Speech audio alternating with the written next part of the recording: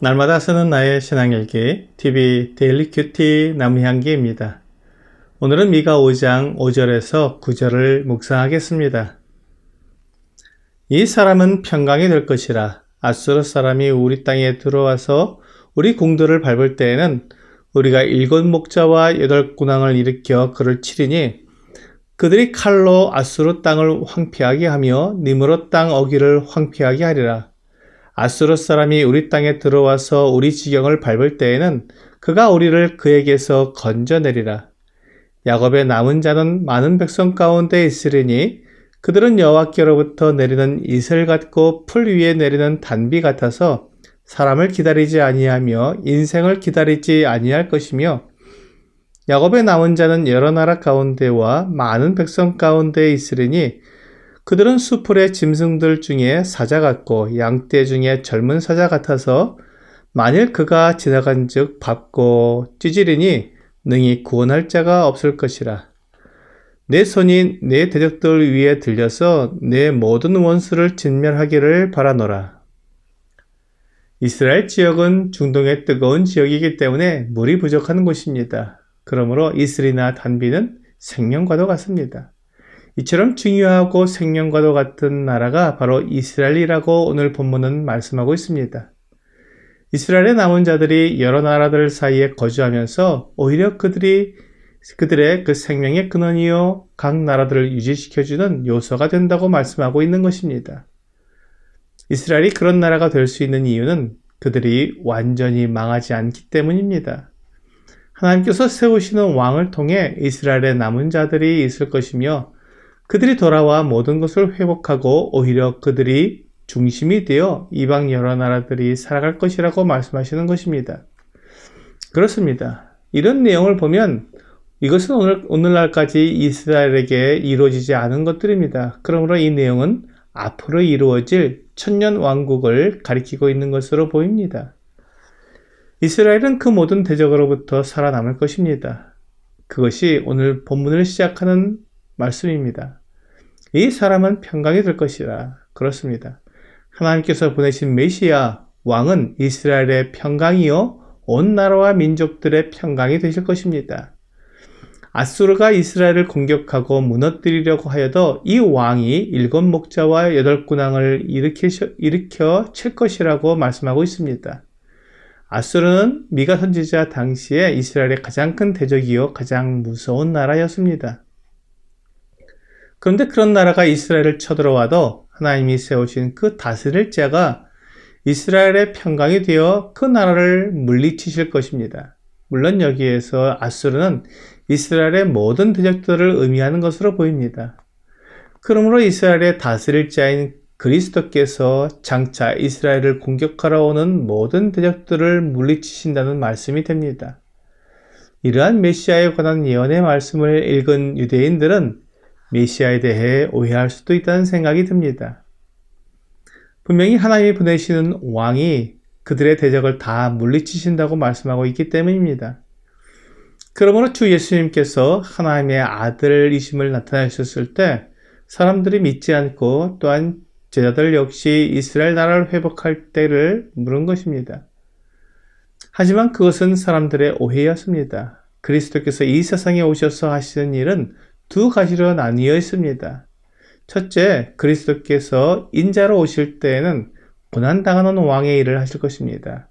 그것이 이사야 53장의 메시지입니다. 5절과 6절은 그가 찔림은 우리의 허물 때문이요 그가 상함은 우리의 죄악 때문이라. 그가 징계를 받음으로 우리는 평화를 누리고 그가 채찍에 맞음으로 우리는 나음을 받았도다.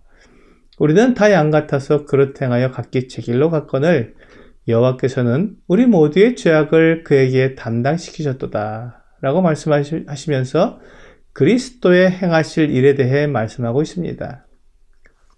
그러나 그리스도께서 왕으로 통치자로 오실 때는 오늘 본문에서 그가 우리를 그에게서 건져내리라고 말씀하신 것처럼 철장으로 다스리시고 구원하시는 일을 하실 것입니다.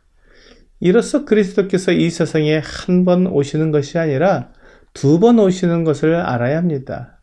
예수 그리스도께서 베들레헴에 아기 예수로 태어나셔서 이사야 53장의 예언을 다 이루셨습니다. 십자가에 달려 죽으신 것입니다. 그리고 주 예수님은 부활하시고 승천하셨습니다. 요한복음 14장 1절부터 3절에서 주님은 제자들에게 너희는 마음에 근심하지 말라. 하나님을 믿으니 또 나를 믿으라. 내 아버지 집에 거할 곳이 많도다. 그렇지 않으면 너희에게 일렀으리라. 내가 너희를 위하여 거처를 예비하러 가노니 가서 너희를 위하여 거처를 예비하면 내가 다시 와서 너희를 내게로 영접하여 나 있는 곳에 너희도 있게 하리라 라고 약속해 주셨습니다. 그리스도께서 다시 오시겠다고 약속하신 것입니다. 이제 그리스도께서 다시 오실 그 재림의 때에 본문과 같이 왕으로 통치자로 오셔서 만국을 다스리실 것입니다. 그때에는 아수르와 같은 강력하고 무서운 대적들이 이스라엘을 공격해 와도 다 물리치고 이스라엘을 평강으로 인도해 내실 것입니다. 바로 그때 이스라엘이 만국의 이슬과 단비가 될 것입니다. 그리스도께서 그들 가운데서 다스리시기 때문입니다.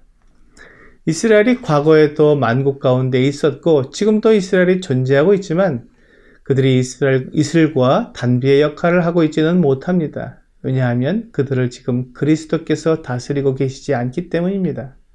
아직은 그리스도께서 이스라엘의 왕으로 오시지 않으셨습니다.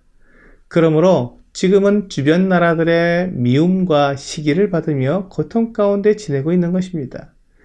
그리고 이제 그리스도께서 다시 오실 때가 가까우면 주변 모든 나라가 이스라엘을 공격하기 위해 쳐들어올 것입니다. 놀라운 것은 그리스도께서 그들에게 힘을 주셔서 이스라엘이 마치 사자같이 젊은 사자같이 그들을 밟고 찢으러 나가게 될 것입니다. 이스라엘을 대적할 자가 없을 것입니다. 이 일은 아직 일어나지 않았습니다.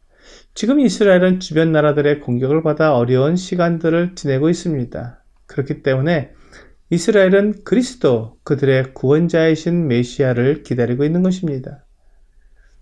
이스라엘이 그리스도께서 통치하지 않을 때에는 그들도 다른 나라들과 마찬가지로 서로 미워하고 경쟁하며 다투는 그런 나라로서 존재하고 있습니다.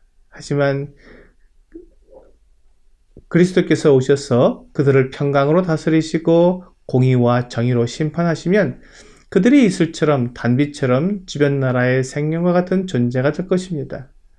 그러므로 사람들이 예루살렘으로 올라와서 하나님의 법을 배우게 될 것입니다. 오늘의 적용 질문을 보겠습니다. 내가 주위 사람들에게 축복의 통로가 되기 위해서는 어떻게 해야 할까요? 축복의 통로란 축복의 근원이 아닙니다. 다만 그리스도께서 주시는 복을 함께 나누는 것입니다. 그러므로 먼저 그리스도의 다스리심을 받아야 합니다. 오늘 내가 그리스도의 다스리심 가운데 거함으로 경험하는 평강과 은혜를 주위 사람들에게 나눠주어 복의 통로가 되는 여러분과 제가 되기를 주 예수님의 이름으로 기도합니다.